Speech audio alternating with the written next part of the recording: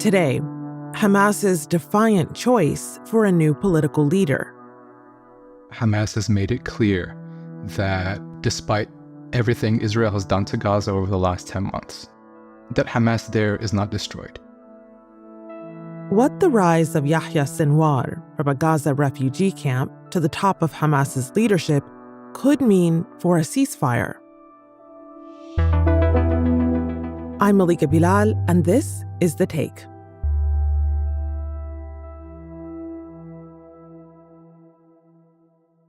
This notion of him being a hardliner comes from the fact that he's been very stubborn about what his overall goals are, or what he believes Hamas's overall goals should be, which is, they see themselves as a national liberation movement, and their goal is to liberate Palestine and for Palestinians to have their own state and independence. He's not willing to compromise on that in the long term. My name is Mohammed Safin. I'm a senior producer with AJ+. I work on explainers, and for the last few years, I've been doing a lot of long-form explainers on Hamas and on Palestinians and the Palestinian issue in general. Mohammed, welcome back to The Take. It's good to have you. You know that last week, Yahya Sinwar was announced as the new political chief at large of Hamas. And that followed the assassination of Ismail Haniyeh in a suspected Israeli attack in Iran on July 31st. So Sinwar is his successor. I want to start with his background. What from his early life shaped who he is today? Yahya Sinwar was born in the 1960s in the Khan Yunis refugee camp in southern Gaza to a family of refugees who were forced out of their homes by Israel. Sinwar's family is from Majd al-Asqalan, which today is known as the Israeli city of Ashkelon. Ashkelon is so close to Gaza that you can actually see it from Gaza. So the desire to return to their homelands to fight for independence shaped Sinwar from a young age. In the 80s, he was a college student, by some accounts more interested in kind of student activism than he was in studying. But when Hamas formed as an organization in the late 80s, Sinwar was one of the founders of its military organization or military wing. And that's what led to him being jailed by Israel. So I think in 1988, he was imprisoned and he was sentenced to several life sentences, accused of participating in the killing of collaborators or soldiers. So Sinwar spent a huge chunk of his life in Israeli prison. And this actually sets him apart from a lot of other Hamas leaders. It was an extremely formative experience for him. He essentially grew up in jail, became a man in jail. And what's interesting is, until his release, Sinwar wasn't really well known to Palestinians. He was behind bars, and he missed the first Palestinian uprising, the first Intifada. He missed the Oslo Accords, peace agreement between the Palestinian Authority and Israel. He missed the second uprising, the second Intifada. He missed the end of the collapse of the Oslo process, the collapse of the peace talks. He missed Hamas winning elections, Hamas forming a Palestinian government. So he was not just kind of absent on the ground, but absent from most people's kind of consciousness. No one really knew who he was outside of Hamas leadership. But by all accounts, while he was in jail, he was an organizer. He organized Palestinian prisoners. And Sinwar spent the 22 years he was in prison, other than organizing his fellow prisoners, learning Hebrew. He actually gave a TV interview to an Israeli news channel from jail in Hebrew. The Israelis must understand that as Hamas activists, we will not be lovers of Israel. So I think this is the first Hamas leader, or the overall leader of the group, who can speak to Israelis in their own language. But one of the most major events that he was linked to was in 2006, the Qassam Brigades, Hamas's military wing, captured an Israeli soldier on the border with Gaza. At age 19, Shalit was taken by Palestinian fighters from Gaza in a daring cross-border raid. 2 other soldiers were killed, and Shalit was taken into Gaza through an underground tunnel. And they captured him to free They're prisoners in Israeli jails. And 5 years later, in 2011, they concluded a prisoner swap with Israel. Hamas is releasing 25-year-old Gilad Shalit, an Israeli soldier who's been held by Hamas since 2006. And Israel is releasing more than 1,000 Palestinian prisoners. And the most senior prisoner released in that swap deal was Yahya Sinwar. Wow. He returns to Gaza, rejoins Hamas, and starts to rise through the ranks, playing a key role in its military and its political strategies. And then by 2017, he's elected the leader of Hamas in the Gaza Strip. So he has been at the head of power now for many years. What have we learned in that time about his style and his views on the Israeli occupation? What's interesting is Sinwar last week succeeded Haniya as the head of Hamas. In 2017, he succeeded Haniya as the leader of Hamas in Gaza. So then was this not a surprise at all? Was this a known shift of power? I think the surprise was in that Hamas chose Sinwar to be their leader in the current conditions that the group is in. Sinwar is underground. And yes, he was a wanted man by Israel, but there was kind of a balance of deterrence between the two sides. And Sinwar was a public figure in Gaza. He operated openly. He held regular press conferences. The people have gone out today to confirm holding on to their land, their right to return. When you compare him to Haniya, for example, Haniya was a diplomat. He was very refined in the way he talks. He was an orator. Sinwar is not like that at all. He talks like a regular, everyday man. Some people criticize him actually for being too coarse in the way he talks. He's very sarcastic. He's a bit of a trash talker. He's often kind of couched these days as a hardliner, especially in comparison to Haniya. What's interesting is I find that to be pretty reductive and a little bit lazy. And there's been quite a few high-profile write-ups on Sinwar since October 7th. Because he's considered the architect of the attack.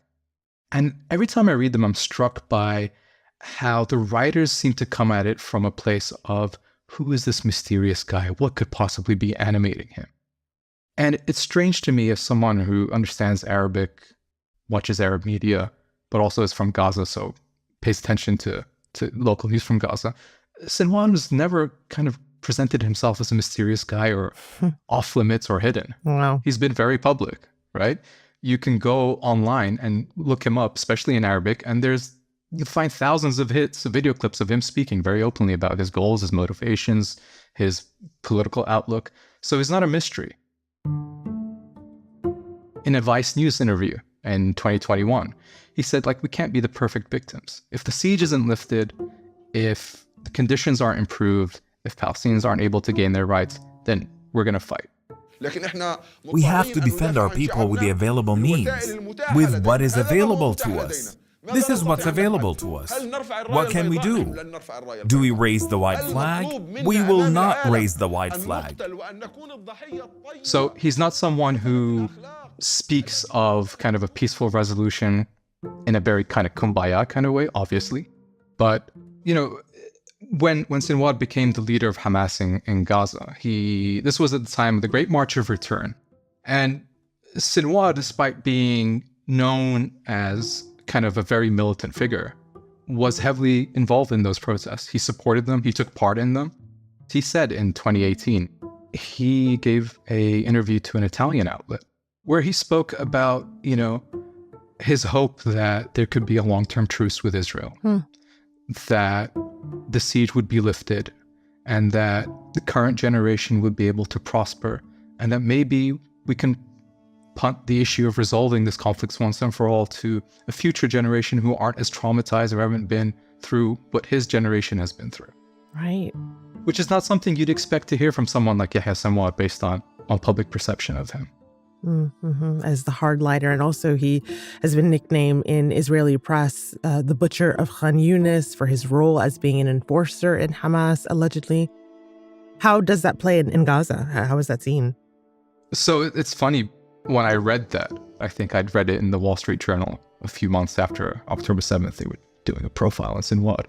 And It was so weird to me because I'm from Khan Yunis, and I've never heard anyone refer to him that way. And I asked around people who were in Gaza. Now, I haven't been to Gaza in years, but so I asked people who were there. I was like, do people call him the butcher of Khan Yunis? No one had ever heard of that. So I guess this also plays into this perception in Western media. And I think, unfortunately, a lot of it is informed by how Israeli media frames someone like Yahya Sinwar without independently researching or digging into if any of that is true. After the break, Israel sees Sinwar as public enemy number one. So what message is Hamas trying to convey with his appointment?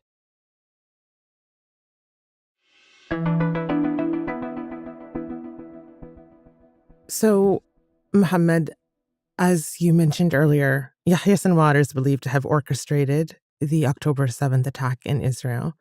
And Israel has made it clear that they intend to kill Sinwar. And there he's seen as public enemy number one. Is there a message that Hamas is trying to convey with his appointment?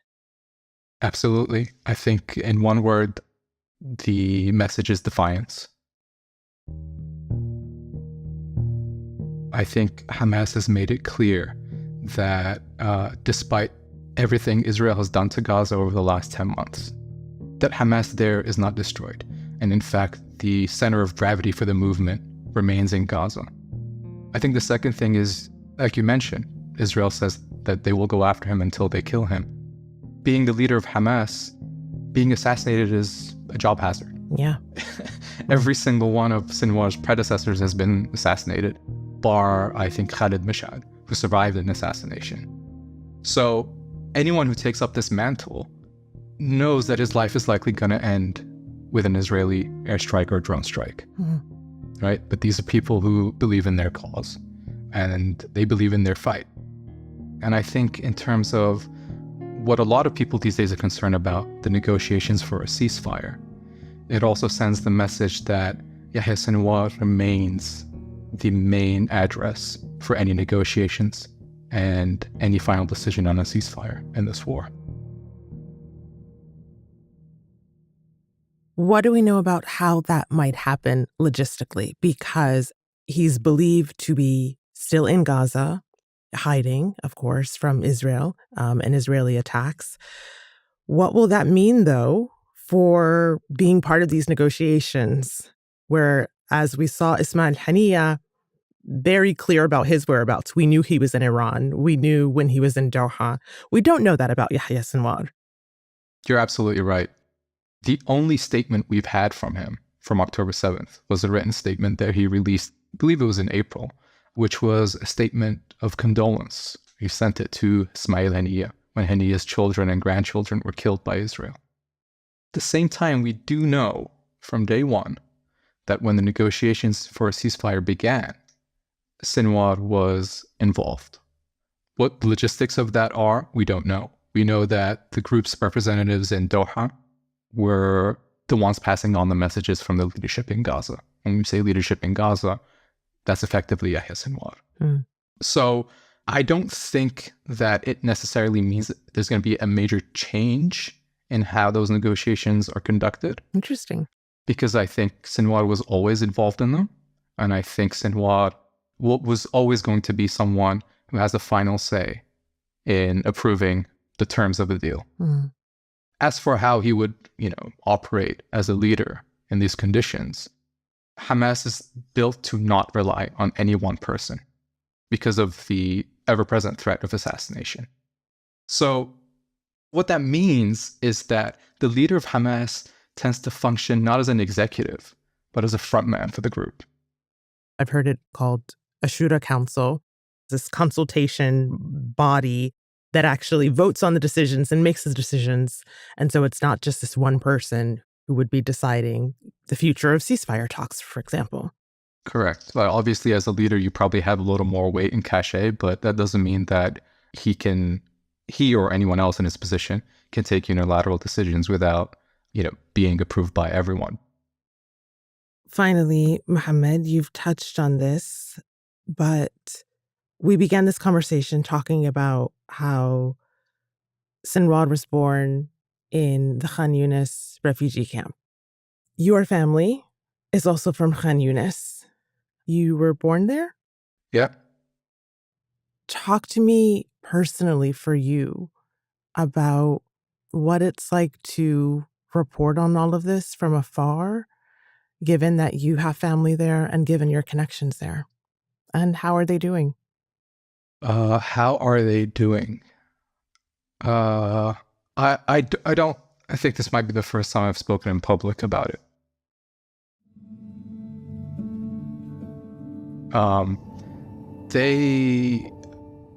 We don't have anything left. And my family's situation is absolutely no different from anyone else's in Gaza. When I say we don't have anything left, I'm talking about multiple generations of aunts, uncles, and cousins who have worked themselves to the bone to build something for themselves in one of the toughest economic conditions in the world. No one in my family has a home to return to. They've all been bombed. They've all been destroyed. The house that my grandparents built and that my uncles expanded in the refugee camp in Gaza, where I would spend my summers as a child, was bombed in February. I saw a video of it, and it's very shocking to see something that you know so intimately looking like that. And then a few weeks later, I got another video where there was nothing left. I'm so sorry. The Israelis had gone in and flattened the house. It was just a pile of sand. It's very difficult to report on this. You kind of have to disassociate a bit. And it's very difficult to see something, and to see something so horrific live streamed for 10 months with absolutely no sign of it slowing down. Yeah. It makes you question a lot of things that you thought about this world and this world's capacity for tolerating horror.